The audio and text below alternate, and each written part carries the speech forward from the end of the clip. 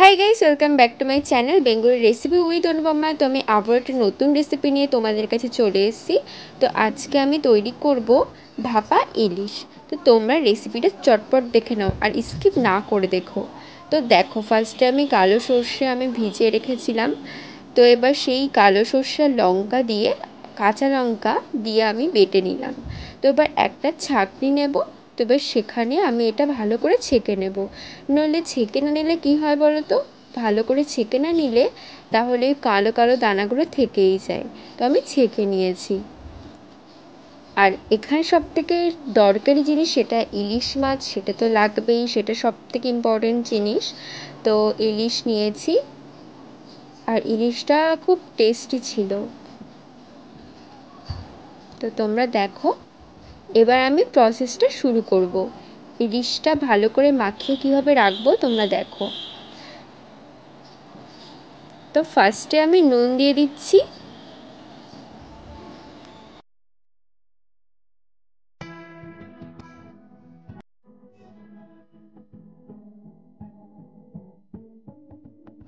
এবার আমি দিয়ে দিচ্ছি হলুদ।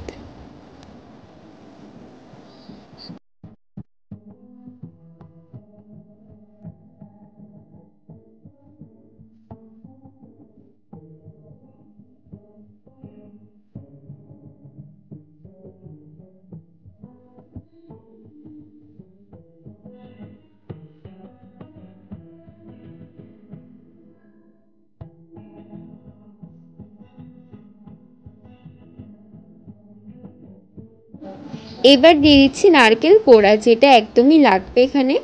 তো আমি মানে অনেকে আছে যারা নারকেল কোড়া দেয় না, বাট আমি দিয়েছি। আমার তো খুবই ভালো লেগেছে, একটু মিষ্টি মিষ্টিও লেগেছে ভাপাটা। তো নারকেল কোড়া দিয়ে আমি ফার্স্ট টাইম করেছিলাম, আমি দেখছিলাম এক্সপেরিমেন্ট করে তো কেমন লাগতে পারে। তো আমার কাছে খুবই ভালো লেগেছিলো।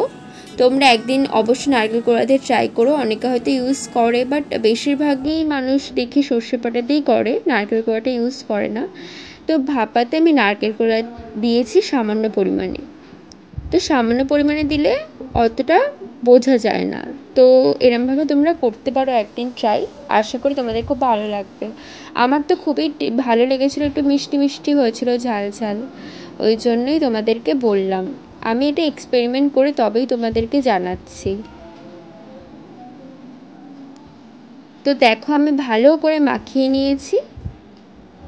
ভালো করে মাখিয়ে আমি কিছুক্ষণ ম্যারিনেট করে রেখে দিয়েছিলাম।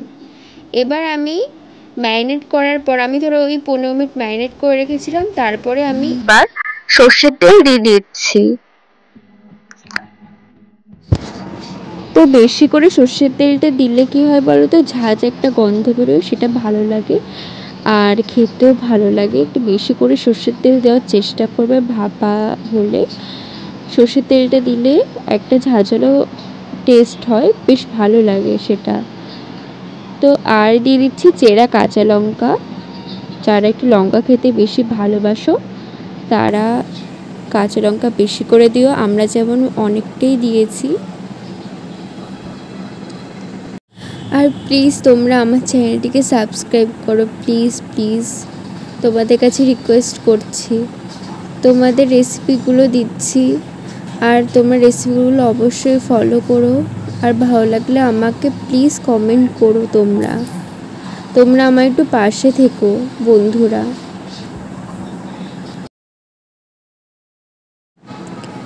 এবার এর মধ্যে নারকেল কোড়ার সামান্য দুধ দিয়ে দিচ্ছি।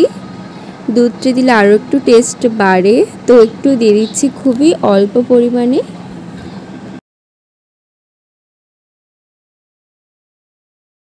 তো গরম জল বসিয়ে দিয়েছি। এবার টিফিন বক্সটা দিয়ে দিয়েছি। টিফিন বক্সটা কিন্তু হাফও আমি গরম জল দিইনি, আমি অল্প দিয়েছি একদম জল, যাতে টিফিন বক্সের ভেতরে না ঢুকে যায়। তো আমার কিন্তু কমপ্লিট, আর আমি 15 মিনিট মতো ভাপে রেখেছিলাম। তো দেখো আমার কমপ্লিট হয়ে গেছে। তো সব কিছুই ভালো করে হয়ে গেছে, আর ইলিশ মাছটাও তোমার একদম নরম হয়ে গেছে, পুরো সিদ্ধ হয়ে গেছে। তো আমি ভাতের সাথে এটাকে সার্ভ করেছি। আর কাঁচা লঙ্কা, তোমরা দেখো যে ইলিশ মাছটা কতটা নরম, কতটা নরম। তোমরা দেখো। আর আমি সাথে তো একটু গ্রেভিও নিয়েছি, গ্রেভি দিয়ে খেতে দারুণ লেগেছে আর রান্নাটা দারুণ হয়েছিল, অসাধারণ হয়েছিল। তোমরা অবশ্যই একবার ট্রাই করো আর প্লিজ আমাকে জানিও কমেন্টে প্লিজ যে কেমন হয়েছিল। তোমাদের জন্যই রেসিপিগুলো আমি ছাড়ছি, তোমরা অবশ্যই সাপোর্ট করো আমার চ্যানেলটিকে। আর ভালো লাগলে অবশ্যই লাইক শেয়ার অ্যান্ড কমেন্ট করো আর সাবস্ক্রাইব করো আমার চ্যানেলটিকে। আর আমার পাশে থেকো বন্ধুরা, তোমরা ভালো থেকো, সাবধানে থেকো। তো আজকের জন্য এই অবধি, আমি আবার একটি নতুন রেসিপি নিয়ে তোমাদের কাছে চলে আসবো। তো ভালো লাগলে অবশ্যই তোমরা সাবস্ক্রাইব করো আমার চ্যানেলটিকে আর আমার পাশে থেকো। Bye guys.